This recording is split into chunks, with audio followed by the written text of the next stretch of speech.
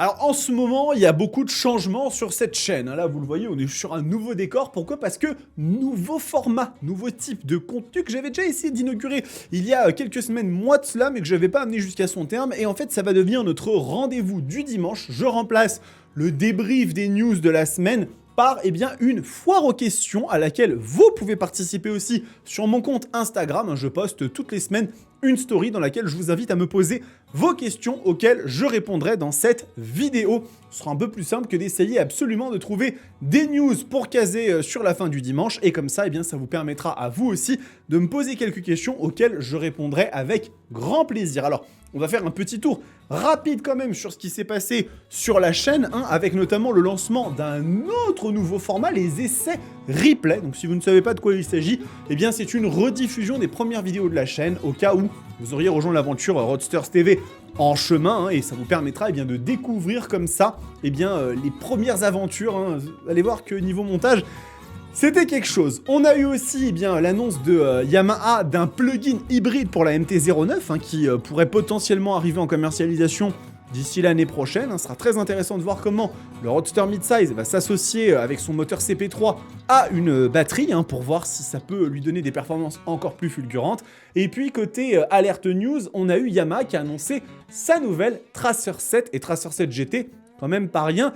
Et puis du côté des directs, on avait fait 2-3 petites choses avec notamment la Yamaha R9 qui arrivera malheureusement en retard. Donc ça, c'est quelque chose qui n'est pas pour nous faire plaisir. Malheureusement, il semblerait que les personnes qui ne sont pas dans les toutes premières n'auront pas accès à la R9 pour 2025, et j'en suis le premier à être déçu. Alors, on va commencer tout de suite avec la première question qui nous a été posée par Infinity 6000. C'est un petit peu ce qui est en train de bousculer Internet en ce moment. Internet est en ébullition car Kawasaki produira une nouvelle Z1000 2026. Alors, de quoi il s'agit ? Je suis allé un petit peu à la pêche aux informations pour vous, pour essayer de comprendre qu'est-ce qui se passe exactement. Ça a été relayé par plusieurs sites, plusieurs magazines spécialisés. Nous avons ici l'article du repère des motards qui évoque donc que la Z1100 en approche chez Kawasaki. Donc une Z1100 serait en approche, et cela vient de un organisme californien, le California Air Resource Board, qui aurait vendu la mèche sur une potentielle nouvelle Z1100. Donc ils ont publié la liste des motos enregistrées par Kawasaki pour le millésime 2026 et les Ninja 1100 SX et Versys 1100. Le listing évoque une ZR 1100 HT. Si le nom commercial n'est pas évoqué, cette appellation renvoie assez clairement vers la Z1100, le code ZR étant utilisé traditionnellement pour les naked. Donc c'est quelque chose qui est quand même assez intéressant de se dire que potentiellement nous allons avoir une nouvelle Z dans la gamme, une nouvelle Z 1100, donc selon les allégations qu'on voit un petit peu apparaître à droite à gauche. Et j'ai quand même 2-3 trucs à préciser et à donner mon opinion là-dessus, parce que je suis pas absolument persuadé que les choses soient aussi simples que ce qu'on veut bien le faire croire. Déjà, dans un premier temps, il faut savoir que l'architecture qui serait donc basée pour cette nouvelle Z1100 serait celle de la Ninja 1100 SX et de la Versys 1100, c'est-à-dire le moteur 4 cylindres en ligne qui a été donc réalisé, et si on va regarder les caractéristiques, qui permet d'obtenir 136 chevaux sur la Ninja 1100 SX et sur la Versys. Le problème que j'ai personnellement, c'est qu'il existe une autre machine qui, elle aussi, est dans une segmentation un petit peu de puissance équivalente, et cette moto, je ne sais pas si vous la connaissez, il s'agit de la Z900. La Z900 qui a été remise à jour il y a très peu de temps, puisqu'elle est totalement nouvelle. Je l'ai essayé d'ailleurs, n'hésitez pas à aller voir l'essai sur la chaîne si vous n'avez pas encore eu l'occasion de le visionner. Et si on va regarder les caractéristiques techniques de la Z900, on remarque qu'elle est équipée d'un 4 cylindres en ligne de 948 cm3 et qu'elle développe donc 91 kW, soit 124 chevaux. Alors, je pense que c'est pas forcément difficile de comprendre que entre 124 chevaux d'un côté et 136 chevaux de l'autre, le gain n'est vraiment pas énorme. D'autant plus que si on s'amuse à aller regarder un petit peu les valeurs de couple de la machine, on se rend compte que la 1100 Ninja 1100 SX fait 113 Nm, soit une différence de moins de 20 Nm, 15 Nm de différence entre les deux machines. Aujourd'hui, est-ce qu'il semble raisonnable et crédible de penser que Kawasaki irait s'amuser à rajouter un nouveau roadster dans sa gamme qui n'est pas une différence de puissance significative avec la Z900 actuellement? J'ai beaucoup de mal à le croire. Et je vous avoue qu'effectivement, cette histoire de Z1100, c'est beaucoup plus compliqué qu'il n'y paraît. Ou alors Kawasaki sont en train de faire, à mon sens, une énorme erreur. Une énorme erreur, pourquoi? Eh bien tout simplement parce que la Z900, aujourd'hui, c'est une machine qui est bien installée dans son segment, elle a du succès, et que venir créer un roadster qui n'aurait que 12 chevaux de différence, ça viendrait totalement phagocyter et parasiter l'environnement des roadsters mid-size chez Kawasaki. Kawasaki qui n'a jamais évoqué le moindre intérêt à avoir une Z900 dégonflée en termes de puissance. La moto fait toujours ses 124 chevaux. Alors oui, elle est compatible avec le permis A2, il n'y a absolument aucun souci de ce côté-là. Mais est-ce que ça veut pour autant dire qu'il faut avoir une machine de 150 cc de plus, 12 chevaux de plus? Et les gars, j'ai du mal à y croire. Moi, personnellement, cette histoire, il y a autre chose. Alors, il y a une autre piste qu'on peut explorer, qui pourrait être assez intéressante, c'est si Kawasaki a décidé d'explorer un autre chemin, et ce chemin serait celui de l'hybridation. Et oui, en effet, puisqu'ils n'en sont pas à leur coup d'essai, Kawasaki, entre la Ninja 7 hybride et la Z7, ils connaissent déjà un petit peu l'histoire. Et si on envisage effectivement que Kawasaki décide donc d'adjoindre à leur moteur 4 cylindres en ligne de 136 chevaux, une batterie hybride qui permettrait d'aller chercher 145, 150, 160 chevaux en pic, en accélération, etc., là, l'histoire pourrait se rediscuter et effectivement créer une vraie différence. Parce que, en l'état, la Ninja 1100 et la Versys 1100 n'ont pas de concurrente chez Kawasaki dans le segment des 900 cc. Il n'y a pas de Ninja 900, il n'y a pas de Versys 900. La plus petite Versys, ça fait 650 cc. Donc, il y a une vraie logique dans la gamme en termes de compartimentation. Ça ne se dit pas, mais je le dis quand même. Alors qu'une Z1100 qui ferait 12 chevaux de différence avec la Z1100, la Z900, enfin, ça me semble quand même excessivement bizarre cette histoire. Je pense que vraiment, à l'heure actuelle, il y a une nouvelle machine qui va arriver, mais est-ce qu'elle va vraiment reprendre trait pour trait le moteur de la Ninja 1100 et de la Versys 1100 et rester tel quel? J'ai beaucoup de mal à y croire, ou alors selon moi Kawasaki sont en train de faire une belle erreur et se tirer une balle dans le pied parce que ces deux machines vont se phagocyter. En fait, la Z9 et la Z1100 vont avoir des caractéristiques quasiment identiques. Par conséquent, je pense qu'on sera sur quelque chose qui sera probablement un peu différent, ou peut-être destiné à d'autres marchés. Peut-être que la Z900 va finir sa commercialisation aux États-Unis et qu'elle sera remplacée par une Z1100. Ça, ce n'est pas impossible. Mais avoir les deux machines qui vivent au même endroit, au même moment, sur le même territoire, j'ai quand même beaucoup de mal à y croire parce que je trouve que ça n'aurait absolument aucun sens. Donc, écoutez, à suivre. En tout cas, l'histoire est assez intéressante. Alors, deuxième question de Fastlane 650, question qui est extrêmement intéressante puisqu'au cœur de l'actualité, Panigale et V2S ou Street Fighter V2S, même sensation moteur, test de la multi V2S prévu bientôt, ça c'est une petite question supplémentaire. Alors, nous allons effectivement évoquer rapidement cette machine puisqu'il s'avère, comme ça, les coïncidences sont bien faites de la vie, que la Street Fighter V2 est actuellement dans le garage. Et oui, et même plus, j'en ai fini l'essai. Je l'ai tourné ce matin même. Donc, très pertinent, très intéressant. Merci à toi, Fastlane, d'avoir posé cette question. Est-ce qu'il existe une analogie parfaite entre le moteur de la nouvelle Panigale V2 et de la Street Fighter V2 ?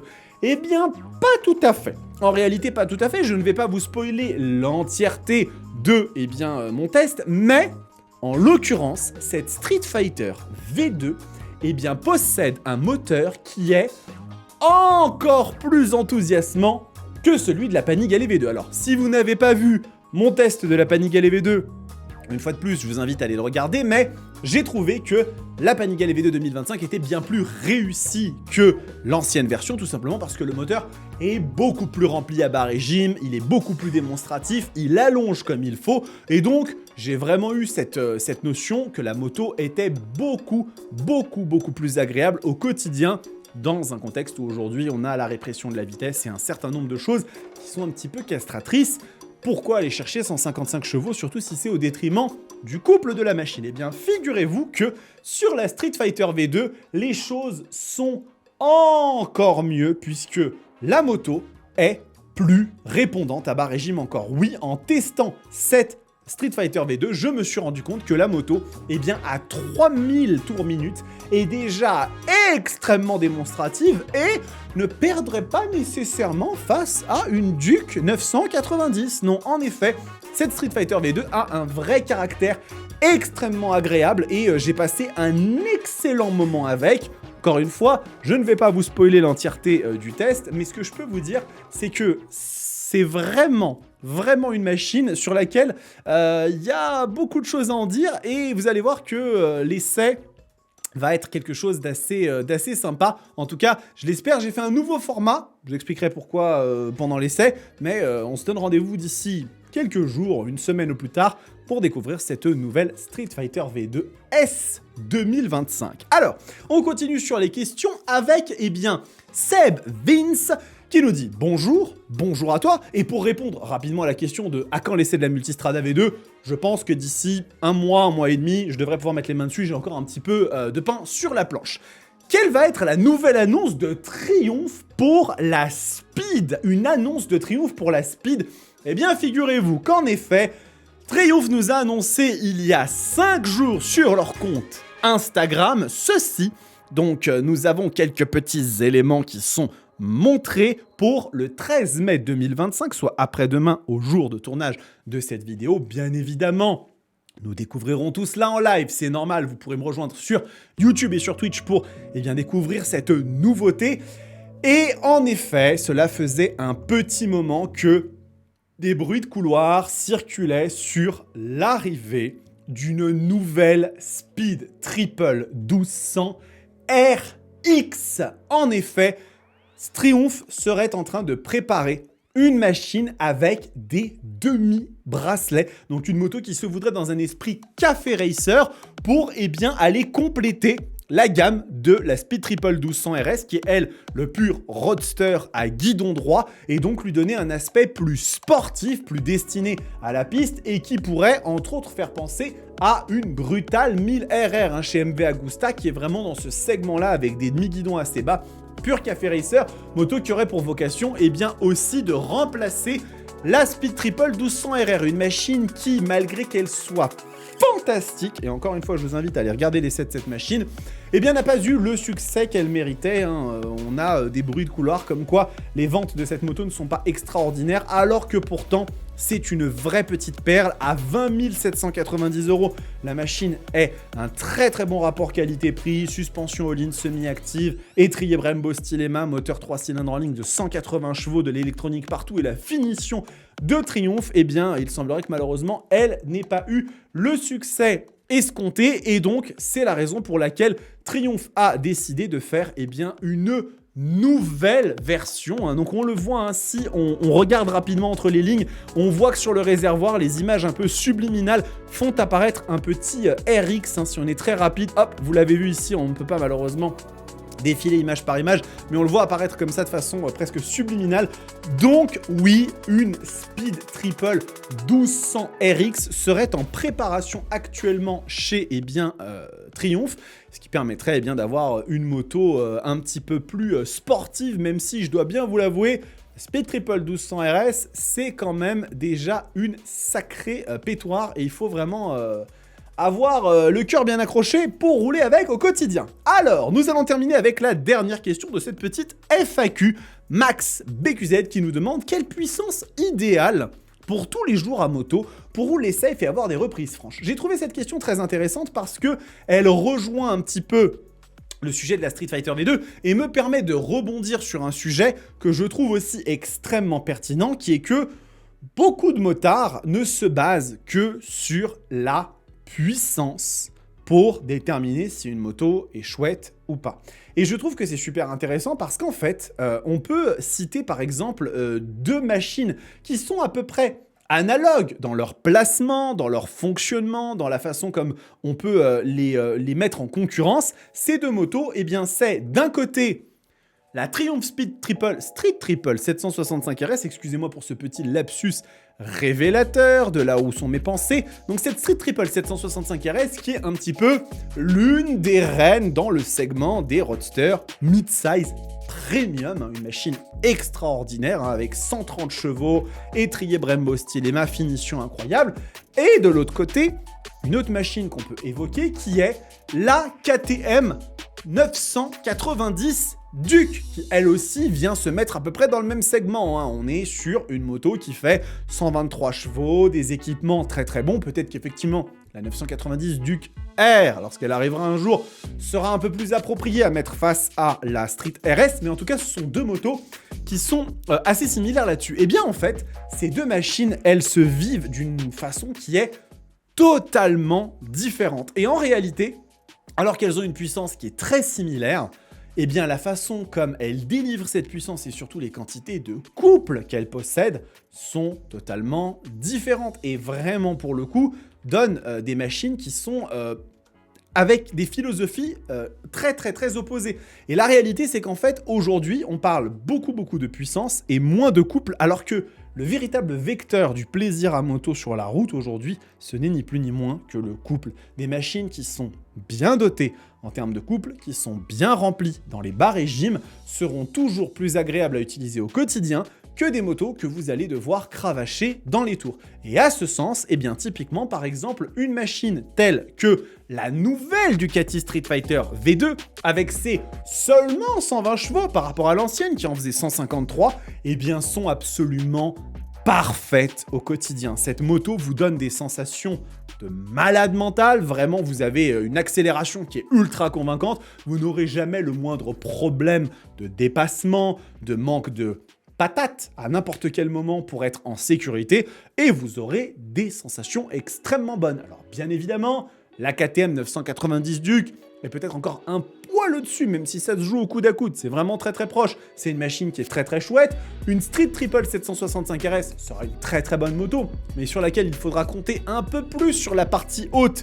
du contour pour pouvoir l'exploiter. Et même, je dirais, si on veut se donner des valeurs qui soit relativement accessible à tout le monde, même une machine comme la CF Moto 800NK Advanced, qui est donc une machine qui va sortir à peu près dans les 80 Nm de couple avec son bicylindre, seront tout à fait adaptées.